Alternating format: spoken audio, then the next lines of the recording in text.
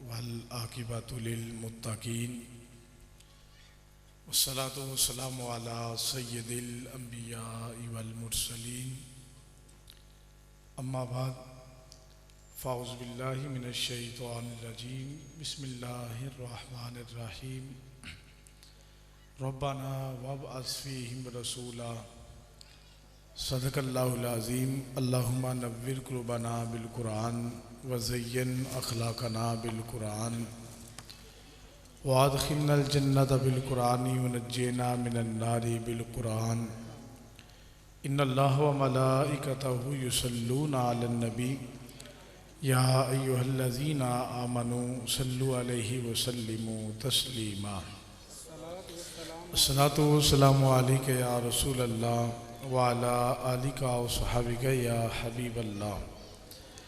तमाम तारीफ़ व तौसीफ़ अल्लाह जल्ला मजदूहुल करीम की ज़ाते बाबरकात के लिए जो खालिक़े कायनात भी है और मालिके अर्ज़ो समावात भी, और तमाम का तमाम दरूद अल्लाह के प्यारे गुनहगार उम्मत के सहारे रब के महबूब दानाए गयूब माल के रिकाब उमम फ़ख्र अरब व अजम ताजदार हसीना माह जमीला सरूर कल्ब सीना ततीम दोरा नूर ज़ात लम यज़ल बायस तकवीन आलम फ़ख्र आदम व बनी आदम मासूम आमीना जनाब मोहम्मद मुस्तफ़ा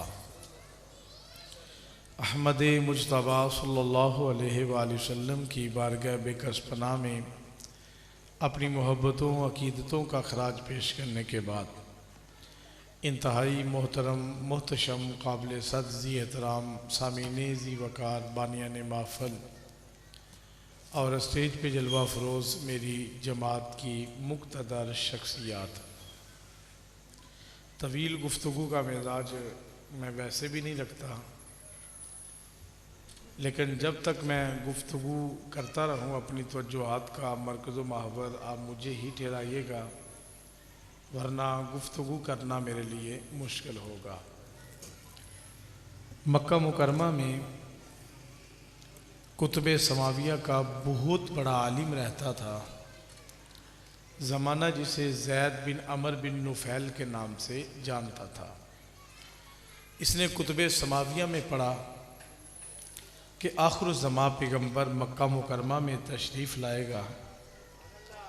जब वो पैगम्बर अपनी ज़िंदगी की 40 बहारें मुकम्मल फरमाएगा तो गारे हिरा की बुलंदियों पे जलवा फिराज होगा।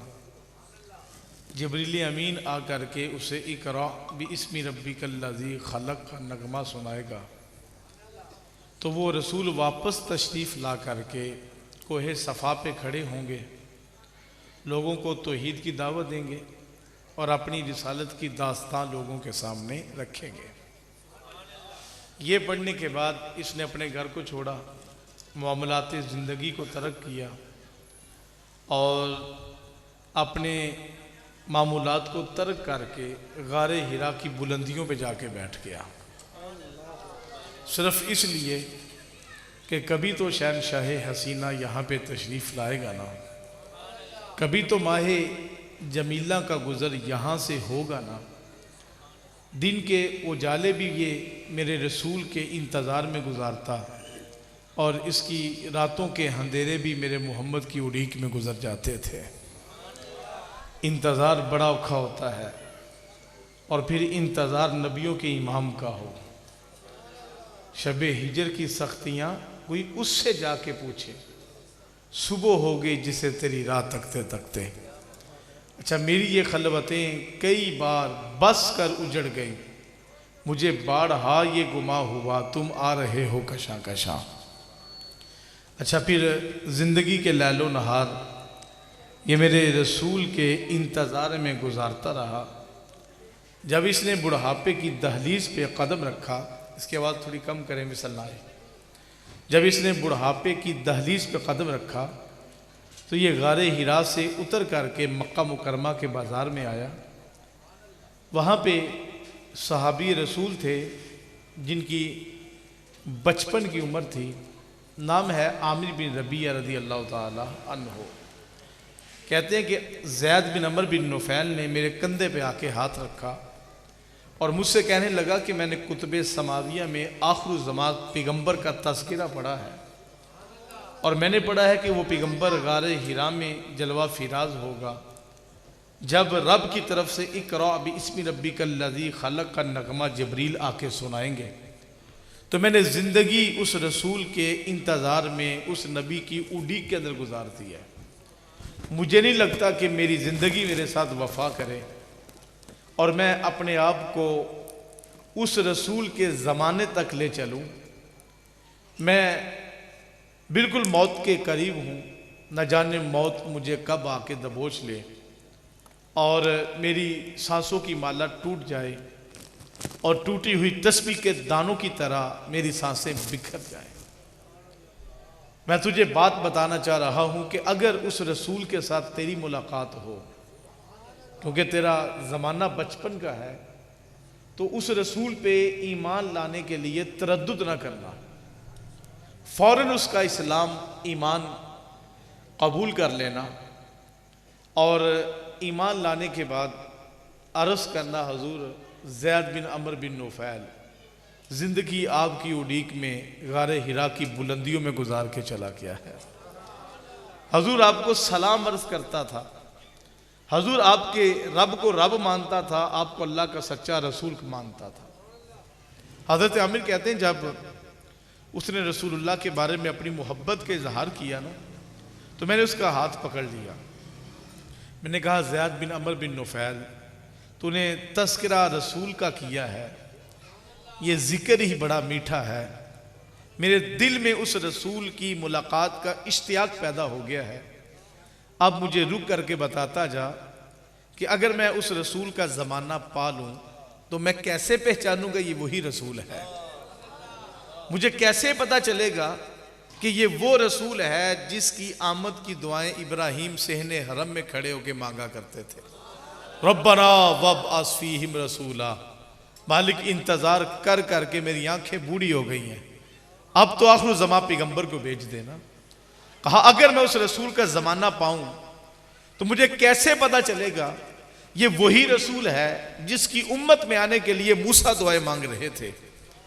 अगर मैं उस रसूल का ज़माना पाऊं तो मुझे कैसे पता चलेगा कि ये वही रसूल है जिसकी बशारत की खुशखबरियाँ ईसा अलैहिस्सलाम अपने हवारियों में खड़े होकर दे रहे हैं।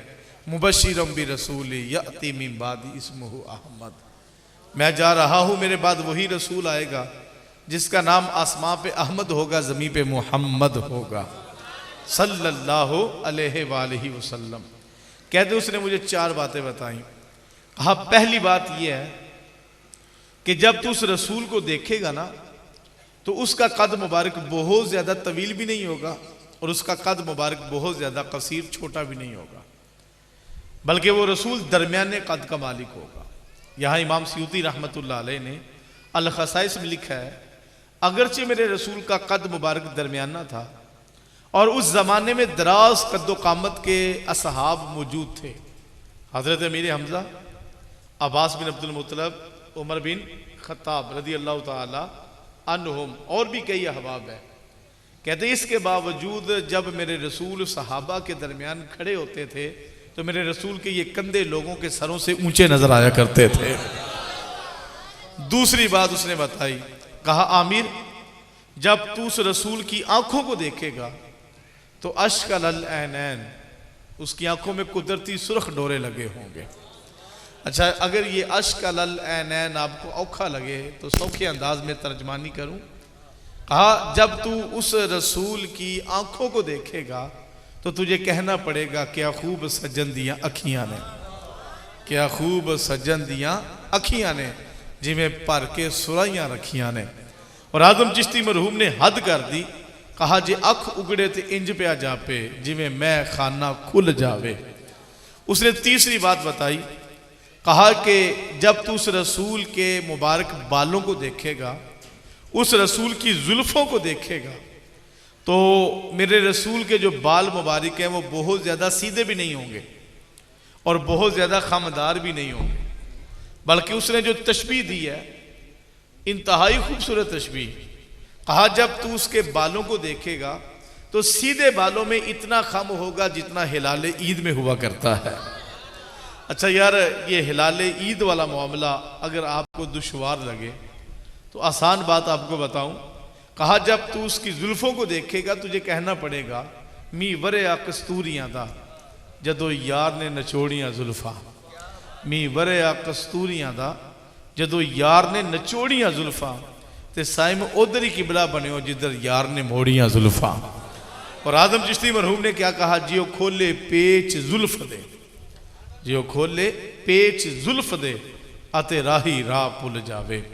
और हद नहीं कर दी जब वो उस्ताद हैदर अली आतिश ने हजूर की जुल्फों का नक्शा खींचते उसने कहा अरक अलूदा गर्दन जेरे काकुल यूं चमकती है, अंधेरी रात है बरसात है बिजली चमकती है। अच्छा भाई देखिए, उसने नक्शा खींचा, कहा कि मेरे रसूल की मुबारक जुल्फों के नीचे मुबारक गर्दन पे जब पसीना आता था तो अंदाज ये बनता था अंधेरी रात है। अंधेरी रात किसको कहा, हजूर की मुबारक जुल्फों को। बरसात है, बरसात किसको कहा, हजूर की मुबारक गर्दन पे आने वाले पसीने के कतरात को। और बिजली चमकती है, बिजली की चमक किसको कहा, हजूर की मुबारक गर्दन की सफेदी को। अब अंदाज देखिए, अरक अलूदा गर्दन जेरे काकुल यूं चमकती है, अंधेरी रात है बरसात है बिजली चमकती है। अच्छा, जब मेरे इमाम ने कलम पकड़ा हद ही कर दी। कहा लोगों ने हजूर की जुल्फों को आम रात कह दिया। कहा अहमद रजा तो ऐसा नहीं करेगा। कहा फिर हजरत आप क्या लिखेंगे, तो आपने कलम पकड़ा और क्या लिखा, लैलतुल कदर में मतलाए फजरे हक। हजूर की जुल्फों को रात कहा, लेकिन कौन सी, लैलतुल कदरी खैरु मिन अल्फी शहर, वो रात जो 1000 महीनों से अफजल है। अंदाज देखिए, कहा जब मेरे रसूल जुल्फों में जैतून का तेल लगाते और जुल्फे मेरे रसूल के मुबारक चेहरे के इर्दा गिर्द वर्जत कर रही होती और हजूर मांग निकालने के लिए चेहरे से जुल्फे हटाते तो ऐसे लगता था जैसे हजूर की जुल्फे आसमान की काली घटा है और हजूर का चेहरा 14वीं रात का चांद है। और जब चेहरे से जुल्फे हटाते तो ऐसे लगता था जैसे आसमान की काली घटाओं में से 14वीं रात का चांद तुलू हो रहा है। नारे तकबीर, नारे रिसाल, अजमतो शान मुस्तफ़ा, रिफातो मकाम मुस्तफ़ा, नारे रिसाल। हजूर की जुल्फों के बारे में कहा लैलतुल कदर, हजूर की जुल्फे ऐसे जैसे लैलतुल कदर है। और फिर जब मेरे रसूल मांग निकालते तो दरमियान से मुबारक सर की सफेदी नजर आती। तो आप फरमाते वो सर की सफेदी देख के ऐसे लगता था जैसे सुबह फजर का सबीता शुरू हो रहा है। अच्छा, मैं रुक करके एक बात कहना चाहूँगा, जिनको अल्लाह ने फजर की तौफीक अता फरमाई है और जिनकी पेशानियों में फजर के सजदे मौजूद हैं और जो सुबह नमाज का मिजाज रखते हैं, अब नमाज पढ़ने के लिए मस्जिद में जाएं तो अपने घर से निकले, मौसम सर्द हो या गर्म, कोई इम्तियाज नहीं है। नमाज पढ़ने के लिए मस्जिद में निकले तो लगता नहीं है जैसे रब की रहमतों की बिरखा बरस रही है। इस मंजर को सिर्फ वो समझेगा जो नमाज का मिजाज रखता है। और मेरे भाई, जो बदबख्त फजर तो क्या, इशराक और फिर चाश भी बिस्तर पे गुजारने का मिजाज रखता है, उसे क्या खबर कि सुबह के वक्त रब की रहमतें किस तरह झूम झूम के बरस रही होती है और किस तरह रब की रहमतों की बिरखा बरस रही होती है। नमाज पढ़ने के लिए मस्जिद में जाएं, लगता नहीं है जैसे रब की रहमतें आगे बढ़ बढ़ के आने वालों का इस्तकबाल कर रही है। मैं कहना ये चाह रहा हूं, जब आम दिनों की फजर हसीन होती है तो बताओ लैलतुल कदर की फजर कितनी हसीन होगी। तो क्या कहा, लैलतुल कदर में मतलाए फजरे हक, मांग की इस्तकामत पे लाखों सलाम। चौथी बात उसने बताई, कहा आमिर, जब तू उस रसूल का चेहरा देखेगा ना तो ऐसे लगेगा जैसे 14वीं रात का चांद चढ़ा हुआ है। अच्छा, इसका जो है वो एक ज़ौक़ है और खूबसूरत तशबीह ने दी है, लेकिन अगर आपके पास वक़्त हो तो मैं आपको मदीनातुर रसूल सहाबी की बारगाह में ले चलूँ। सहाबी का नाम है जाबिर बिन सामुरा रज़ी अल्लाह ताला अन्हो। कहते हैं एक दिन मेरा दिल परेशान सा हुआ, तबीयत बेचैन सी हुई, मैंने बिस्तर को छोड़ा, दरे रसूल का रुख कर लिया। और आपको बताता चलूँ कि जब तबीयत बेचैन होती है, दिल का करार लुटता है और मन की दुनिया लुटती है, तो सुकून दो ही जगह से मिला करता है, या दरे रसूल से या जिक्र रसूल से। कहते हैं मैं दरे रसूल की तरफ अपने कदमों को चलाने लगा। कहते हैं जब मैं मस्जिद नबवी के सहन में गया ना, तो फी लैलती इदहियान 14वीं रात का चांद आबो ताब पे था। और कहते हैं फिर अगली कहानी तुम्हें सुनाऊं तो तुम्हारा भी इश्क वजद में आएगा। कहते हैं कि मैंने देखा कि अल्लाह के रसूल सल्लल्लाहु अलैहि वसल्लम मस्जिद नबवी के सहन में आराम फरमा रहे हैं। वह अलैहि हुल्लतुन हमरा, और आपने सुरख रंग का दारीदार जुब्बा भी पहना हुआ है। अच्छा यार 14 सदियां गुजर गई।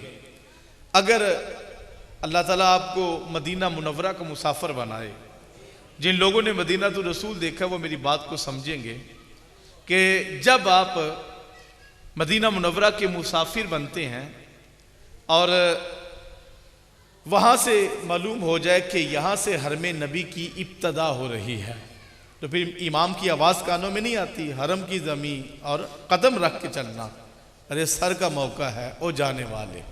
कहीं बंदा सादा लफ्ज़ों में कहता है मेरे गंदे कदम और उनका हरम, लाज रखना खुदाया मैं मदीने चला। और फिर सीने के अंदर दिल की धड़कन की आवाज़ भी मदम हो जाती है कि ले सांस भी आहिस्ता कि ये दरबार नबी है। और कहीं हजूर के आराम में खलल ना आए, इसलिए अदब से चलती है बादे सबा मदीने में। अच्छा फिर मदीना तो सारे ही सोना है ना, जिन्हों वेख के ठरदियां अखियां ने तो जिन्हों वेख के ठरदा सीना है।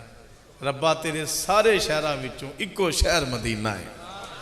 लेकिन जब आप मस्जिद के करीब हो जाए तो आपकी निगाह मदीना मुनव्वरा के पहाड़ों पे पड़े, तो इमाम मालिक की बात तो याद आती है ना कि इमाम मालिक जब भी मदीना मुनव्वरा में किसी कच्ची दीवार को देखते, हाथ बांध के खड़े हो जाते, मोहब्बत के साथ दीवार को ऊपर से लेकर नीचे तक, दाएं से लेकर बाएं तक देखते।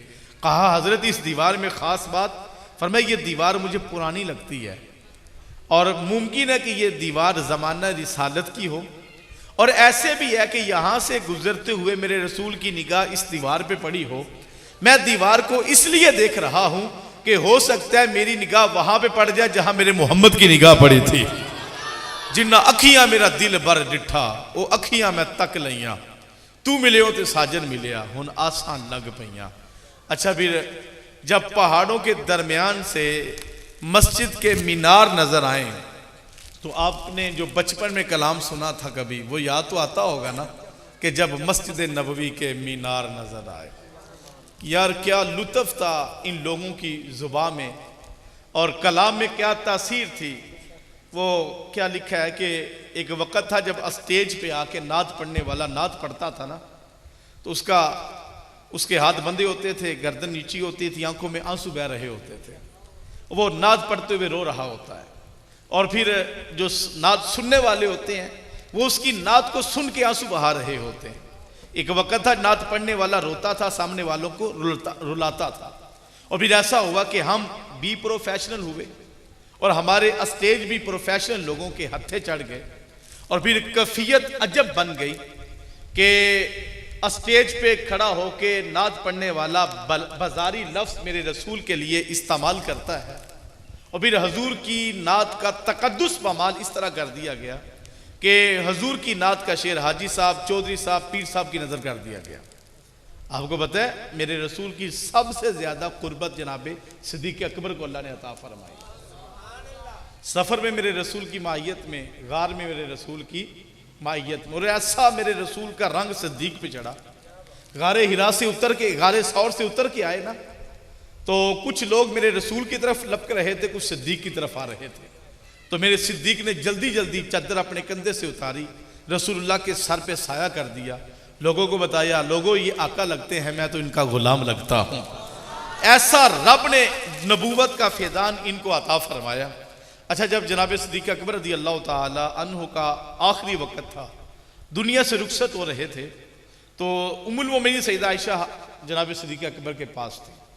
अच्छा फिर बाप दागे मुफारकत दे के जा रहा हो, जुदाई के लम्हे हों, फिर मालूम हो कि दोबारा वालिद से मुलाकात भी नहीं होगी और फिर रसूलुल्लाह की नबूवत का फैज़ान भी नसीब हुआ हो और इकबाल का अंदाज देखिए, निशाने मर्द मोमन बादू गोयम चू मरग आए तबस्सु पर लबे उस। कहा मैं तुम्हें बंदा मोमन की निशानी बताऊं? बंदा मोमन को जब मौत आती है तो उसके लबों पे तबस्सुम आ जाता है। जब आम बंदा मोमन की ये कैफियत है, बताओ सिद्दीक की कैफियत क्या होगी? चेहरे पे कितनी चमक होगी। तो हजरत आयशा ने वो अशआर पढ़े जो जनाबे अबू तालब ने जो है वो दीवार काबा के साथ मेरे रसूल की पुश्त लगा के पड़े थे। वह आब यादु युस्तस्कल गमाम अबी वजही, मेरा ये भतीजा जिसके चेहरे की रंगत को देख के बादल वजद में आते हैं और बारिशें झूम झूम के बरसा करती हैं। तो ये शेर जब जनाब सिद्दीक अकबर के चेहरे को देख के पढ़ा ना, तो जनाब सिद्दीक अकबर जब मदहोशी की कैफियत में थे, ये शेर सुना, आंख खोली, कहा आयशा ये मेरे बारे में ना कहो, फजा का रसूलुल्लाह सल्लल्लाहु अलैहि वसल्लम। तुम्हें नहीं पता ये शान अल्लाह ने सिर्फ मेरे मोहम्मद को अता फरमाई है। जब हजूर की नात का शेर सिद्दीक अकबर की नजर नहीं किया जा सकता, तो मुझे बताओ ये हाजी साहब, चौधरी साहब, पीर साहब होते क्या है? इनकी हसीयत औकात ही क्या है कि हजूर की नात का शेर इनकी नजर कर दिया जाए? मेरे भाई, हम तो उस इमाम के मानने वाले हैं जिसके पास आके रियासत का हाकिम कहता है हजरत एक दो शेर मेरी शान में लिख दें, मेरे लिए सनद होगी। आपकी कलम में रब ने ताकत रखी है, लफ्ज आपके सामने हाथ बांध के खड़े होते हैं। तो मेरे इमाम ने कलम पकड़ा और क्या लिखा, करू मदहा में अहले दुवल रजा, पढ़े इस बला में मेरी बला।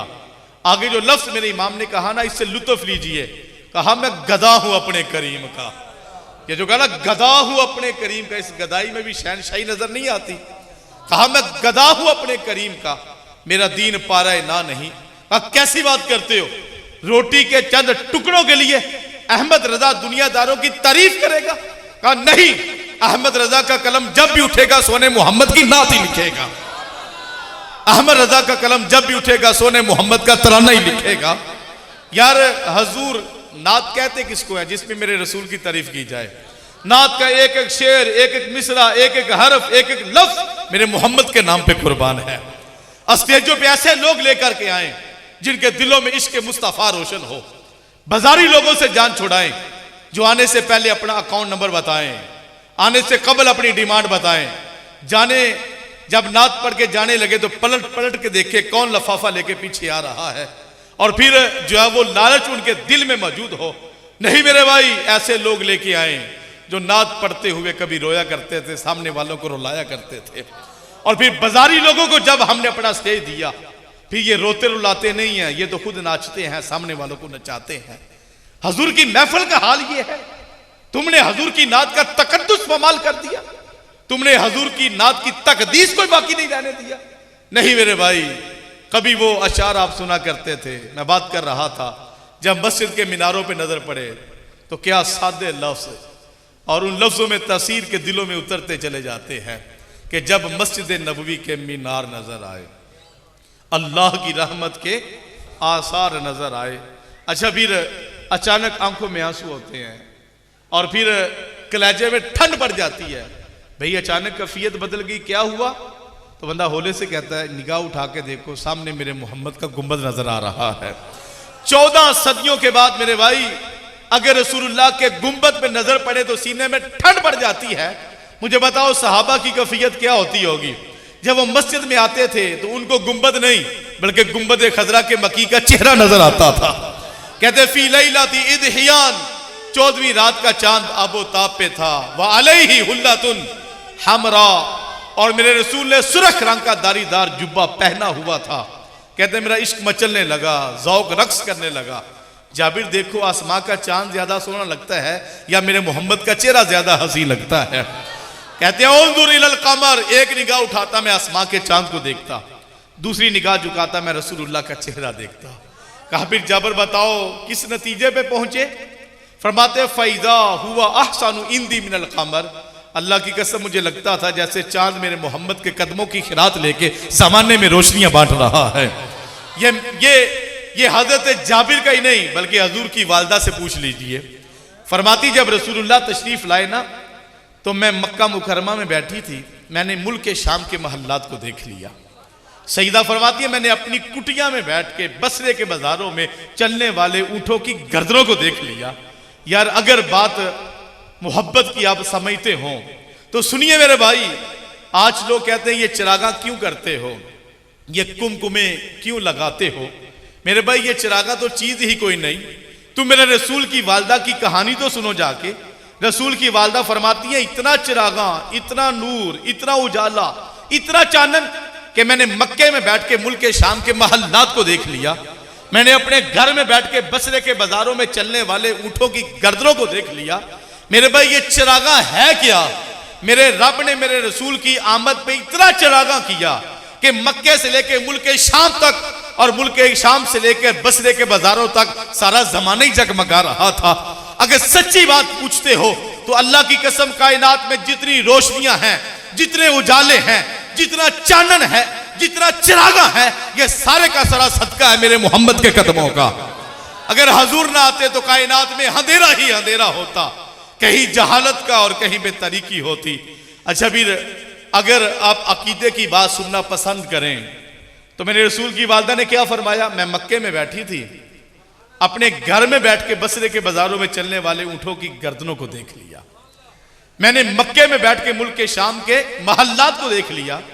यार अगर मेरे रसूल की वालदा की निगाह मक्के से मुल्क शाम तक जा सकती है, मेरे रसूल की वालदा की निगाह अपने घर से बसरे के बाजारों तक जा सकती है, तो क्या मेरे मोहम्मद की निगाह मदीने से यहां तक नहीं आ सकती। लोगों ने अंधेरे में बैठ के दीन पढ़ लिया है कि नबी दीवार के पीछे के इल्म नहीं रखता। पगले कैसी बात करता है। हम फकीरों से पूछ, गली गली दुहाई दे रहे हैं कि उम्मती फरियाद जो करे हालेजार में, उम्मती फरियाद जो करे हालेजार में, मुमकिन नहीं कि खैरुल बशर को खबर ना हो। अच्छा ज़ैद बिन अमर बिन नुफैल ने क्या कहा, आमिर जब तू चेहरा देखेगा लगेगा जैसे 14वीं रात का चांद चढ़ा हुआ है। ये 4 बात उसने बताई। कद ऐसा होगा, आंखें ऐसी होंगी, जुल्फे ऐसी होंगी और चेहरा ऐसा होगा। कहते हैं कि पहले वो हजूर की उड़ीक में था, अब मैं भी हजूर की उड़ीक में बैठ गया। कहते हैं सुबह भी हजूर के इंतजार में, रात के अंधेरे भी हजूर की उड़ीक में। फिर हजरत अमीर कुरैश कहते हैं सहरी का वक्त आया तो मैं तवाफ काबा में मशगूल था। मैंने देखा कि सितारे आसमां को छोड़ के जमीन के करीब आ रहे हैं। कहते घबरा सा गया, ये मंजर कैसा है। फरमाते हैं कि इतने में मैंने देखा काबातुल्लाह भी आमना के घर की तरफ झुक रहा है। फरमाती हैं कि मेरी घबराहट में थोड़ा सा और इजाफा हुआ। इतने में मैंने काबातुल्लाह में पड़े हुए 360 बुतों के गिरने की आवाज सुनी। फरमाते ताज्जुब था, मैं तवाफ 33 कदम उठा के पूरा करने लगा तो एक कनीज दौड़ती हुई आई, मेरी चद्दर को खींच के कहा, अमीर कुरैश मुबारक हो, काबे के रब ने तेरे मरहूम बेटे अब्दुल्ला के घर में एक बेटा पैदा फरमाया है। कहते खुशी की इंतहा ना रही। 3 माह कबल तो हजूर के वालिद का इंतकाल हुआ था ना। अच्छा कहते हैं कि खुशी की इंतहा ना रही। मैं 33 कदम उठा के जाने लगा, हाथफ से आवाज आने लगी, अब्दुल मुत्तलब हमने आसमां पे इसका नाम अहमद रखा है, तूने जमीन में इस बेटे का नाम मोहम्मद रखना है। कहते जब मैंने इस मीठे नाम को सुना मैं समझ गया सितारे जमीन के करीब नहीं बल्कि आमना की छत को चूमने के लिए आ रहे हैं। मैं समझ गया काबातुल्लाह यूं ही नहीं बल्कि आमना के घर के अंदर जो रसूलुल्लाह तशरीफ लाए हैं ना उसको सलाम करने के लिए जा रहा है। मेरे इमाम ने फरमाया नहीं हाजियों और शहनशाह का रोदा देखो, काबा तो देख चुके अब काबे का काबा देखो। अच्छा फिर कहते समझ गया बैतुल्लाह के अंदर पड़े हुए 360 बुत यूं ही नहीं गिर रहे बल्कि जबरील तराना आलाप रहे हैं, जा अल हक वज़हक़ल बातिल इन्नल बातिल कान ज़हूक़ा। लोगों देखो मेरे पैगंबर हक का ताज पहन के कायनात में आ गए हैं। और इकबाल का अंदाज कि किसकी हैबत से बुत सहमे हुए रहते थे, मुंह के बल गिर के हु अल्लाहु अहद कहते थे। अच्छा फिर हज़रत अब्दुल मुत्तलब कहते जब मैंने बेटे को अपने हाथों में उठाया, आंखों में सुर्ख डोरे लगे हुए थे, बाल संवरे हुए थे, सब्ज रंग के रेशमी गिलाफ में लिपटे हुए थे, नाफ बुरीदा पैदा हुए, मखतून पैदा हुए, मगसूल पैदा हुए। कहते जब मैंने चेहरे से कपड़ा हटाया तो लगा जैसे 14वीं रात का चांद चढ़ा हुआ है। जमाना इसी के चेहरे की खिरात की वजह से रोशन है। अच्छा फिर मेरे रसूल ने लैलो नहार गुजारे, जिंदगी की 40 बहारें मुकम्मल फरमाई। कारे हिरा की बुलंदी पे थे, जबरील ने आके क्या कहा, इकरा बिस्मि रब्बिकल लज़ी खलक। तो मेरे रसूल वापस तशरीफ लाए, कोहे सफा पे खड़े हुए, लोगों को तौहीद की दावत दी, लोगों को अपनी रिसालत की दास्तां सुनाई। कहीं सिद्दीक़ अकबर मेरे मोहम्मद के हाथों में हाथ देते हैं, कहीं पे मौला कायनात हजूर की रिसालत का इकरार करते हैं। कहीं पे हज़रत खतीजा रज़ी अल्लाह ताला अन्हा हजूर का कलमा पढ़ती हैं, कहीं ज़ैद बिन हारिसा मेरे रसूल के कदमों में बैठते हैं। अच्छा, मेरे रसूल दारे अरकम में बैठे हैं। आमिर बिन रबिया कहते हैं कि हजूर का जिक्र गली गली होने लगा, हजूर का चर्चा पूरे मक्के में होने लगा। कहते हैं मैं दारे अरकम में आया, मेरी निगाह चेहरा रसूल पे पड़ी। तो जो बातें ज़ैद बिन अमर बिन नुफैल ने बताई थी, चेहरा ऐसा होगा, आंखें ऐसी होंगी, जुल्फ़ें ऐसी होंगी, कद ऐसा होगा। कहते एक ही नज़र में मैंने चारों बातें देख ली। मैंने अर्ज़ किया हुज़ूर हाथ आगे बढ़ाएं, मैं आपके हाथ पे हाथ रख के कलमा पढ़ना चाहता हूँ। इन लोगों के बख्तों पे कुर्बान ना जाएं जिनको ईमान लाने के लिए मेरे मोहम्मद का हाथ अल्लाह ने नसीब फरमा दिया है। कहते कलमा पढ़ा तो मैंने अर्ज़ किया हुज़ूर एक शख्स था ज़माना जिसे ज़ैद बिन अमर बिन नुफैल के नाम से पुकारता है। हजूर गारे हिरा की बुलंदियों पे आपकी उड़ीक में ज़िंदगी गुजार के चला गया। हजूर सलाम अर्ज़ करता था, आपके रब को रब मानता था, हजूर आपको अल्लाह का सच्चा रसूल मानता था। मेरे रसूल ने रुख ज़ेबा आसमां की तरफ किया, फरमाया मैं देख रहा हूँ ज़ैद बिन अमर बिन नुफैल अपना दामन जन्नत में घसीटते हुए खरामा खरामा चल रहा है। साहिब लोगों ने जिंदगियां कुर्बान कर दी मेरे मोहम्मद के इंतजार में, मुझे नहीं इंतजार करना पड़ा। आपने इंतजार किया, कोई आरजू की, कोई इल्तिजा की, कोई मन्नत मानी? नहीं मेरे भाई, हमारे तो बख्त ने यावरी की। हम दुनिया में आए, आंख सही से नहीं खुलने पाई थी, चंद सांसें ली थी कि इमाम साहब घर में गए और कुरान पढ़ने वाले लब हमारे कानों के करीब करके एक नगमा सुनाया था। वो नगमा दिन में 5 बार मैं भी सुनता हूँ, आप भी सुनते हैं।